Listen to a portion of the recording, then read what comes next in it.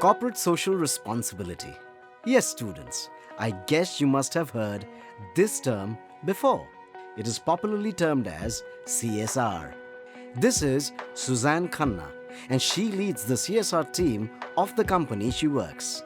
And now she is in the budget meeting with the entire team of 20 members. It's the year of the pandemic, and they are all trying to assess and allocate the CSR funds. Hello and welcome, students, to this first part of the video lesson on a very interesting and relevant topic from business studies: social responsibilities of business and business ethics. Keeping the pandemic situation in mind, which has been the worst disaster humanity has ever faced globally, Susan and her team reallocates the utility bucket. For the entire year, the CSR team allocates 100% of the budget to the cause of the pandemic. So students, this is what you see is just the tip of the iceberg. Corporates have a widespread responsibility towards the society they thrive in. It is obligatory and mandatory on the part of any business to contribute positively for the social upheaval. And why so, if you at all want to ask this question? Any form of business grows and prospers in a society. The wide gamut of resources on which a business prospers, whether be it the human form of resource or any other form, is all a part of the society. When a business manufactures and sells adulterated goods, does not pay taxes, pollutes the environment or exploits its employees, it poisons the environment on which it needs to thrive. So for its individual well-being, to think from the micro level at the onset, any business should keep in mind the social good. In India, the concept of CSR, with which we started our lesson, is governed by the clause 135 of the Companies Act 2013. This provision is applicable to companies having turnover of rupees 1,000 crore or more, or a net worth of rupees 500 crore or more, or a net profit of rupees 5 crore or more during immediately preceding financial year.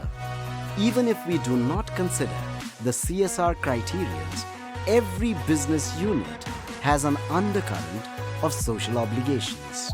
However, let us now understand some arguments in favor of and against the assumptions of social responsibility of a business.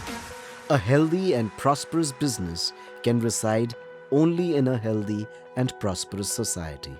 So it's a justification of existence and growth of the business. A growing business with long-term stand encompasses increasing number of members of the society, shareholders, consumers, workers, government officials, to name a few. All such stakeholders tend to withdraw if the enterprise is not serving its best interest. So in the long-term interest, the social goals need to be met. It is assumed that a socially responsible business can avoid the stringencies of law and government regulations. The law cannot put its hands in every tiny corner of the society, and this is where any business can definitely contribute towards societal maintenance. Availability of the best resources, including the human resources, is another strong argument for social upheaval with social responsibility endeavors. Different problems can be converted into opportunities if social responsibility can be properly leveraged. Suppose anti-socials can be brought into the mainstream by providing them decent employment opportunities. A better and uplifted society provides a better pitch for a business to score runs. Many of the glaring social problems like environmental pollution or unsafe working environment are caused due to business enterprises themselves. Hence, it remains the moral obligation of the companies to address the social evils. After the arguments in favor, we will need to quickly flip through the arguments against social responsibilities. Any business house operates with the motive of profit making.